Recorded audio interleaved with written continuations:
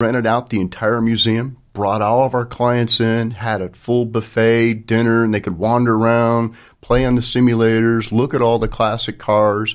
But they get to meet other really good, wonderful people, right? And so networking starts to happen, friendships come along.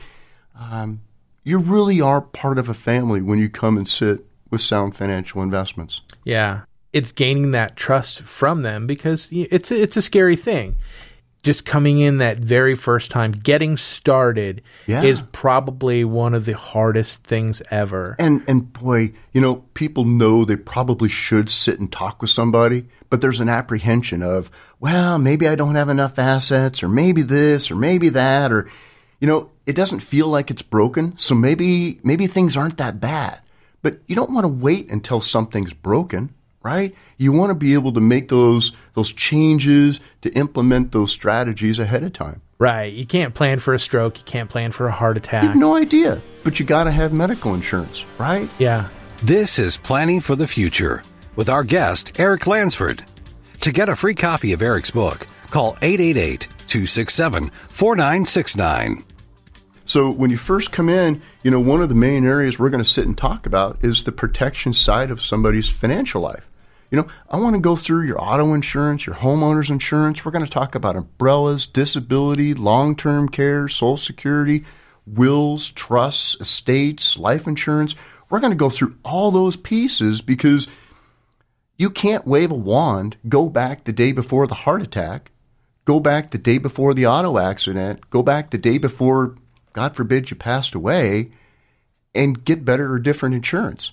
We got to make sure those pieces fit together, and long-term care is just an integral part. It sounds like you have great relationships with your clients. You probably get Christmas cards every year. Oh, yeah. No, I do. I truly do. We get thank you notes and Christmas cards, and humbly, probably a half to two-thirds of all of our new clients are all from word of mouth. Friends, family, co-workers, people they're standing around talking to going, wow, this is something really different. This is really what I've been looking for. Jim, Mary, you need to go see Eric.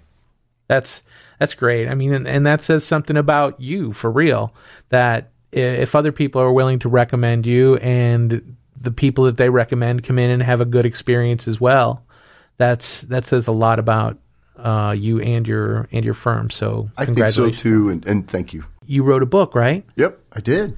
Don't Go Broke in a Nursing Home. And how appropriate of a title that is. Right? So again, it's another, they can read your book and just get a little bit of education before they come in and talk to you, so they can have questions ready, and it's not as scary.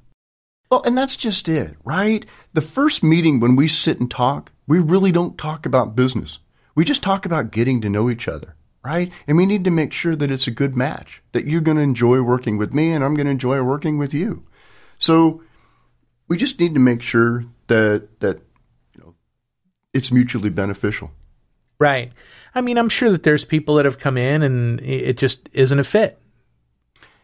Once in a while. But again, if we spend the time and sit and talk and I educate you and I teach you about all these processes, you're going to better understand when we come to you and we say, hey, look, here's a strategy. This really does make sense, right? You're going to get it. You're going to understand it. And no longer am I sitting across the table from you trying to, push a product or sell you this thing, right?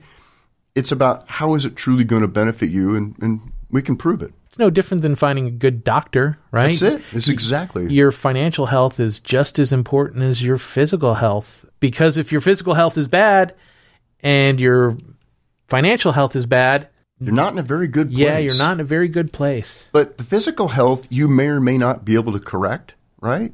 You can rehab, you can do, take medications, you can, do things, but your financial life, you can't run out of money at 85 or 90 or 95. You can't run out of money ever. You need to have an income for as long as you are retired or alive. Because what are you going to do? Go back and get your job at 90? Right. That's not an opportunity. Well, and then you'll find some of the people that say, well, Medicare, Medicaid, I'm going to take care of that. And they will be how I use my long-term future. But your options are so limited. And Medicare isn't designed to be a long-term care solution, right? It's going to help you take care of health and medical problems, but they're typically designed for acute short-term problems, not something that's going to pay for an assisted living facility or a retirement home. It's not designed for that. Say you have found this long-term care facility that you love and you enjoy, but you did not plan correctly and you have now run out of money and you have to go on to Medicare or Medicaid, and now wherever there's an open bed. That's it. So you might be in Tacoma, but they're up in Salem is the next open bed, right? And you're talking hours away. And it may not be a place that you actually want to be. Sure. Medicaid is it's there for a reason, but boy, Medicaid is always one of the first places that whenever they go through a budget within the state that they cut. So it's not an ideal place for most people. It's a solution, but may not be the one that you really want. Yeah, that can lead to some not so fun stories, I'm sure. A VLO, which is a voluntary layoff through Boeing, those are happening right now. Oh, yeah. And I've had a multitude of clients come through, as well as coworkers who are going to be potentially new clients, just saying, "Hey, can I do this? Can I make this work?" And a lot of times, we'll go through it and we'll build the strategies that'll allow you to be able to retire and move on to a different stage of your life. Yeah, that's the whole point. I mean, you're buying that peace of mind, a lot of it, and nobody likes a sleepless night. Right. And I have clients that'll call me up.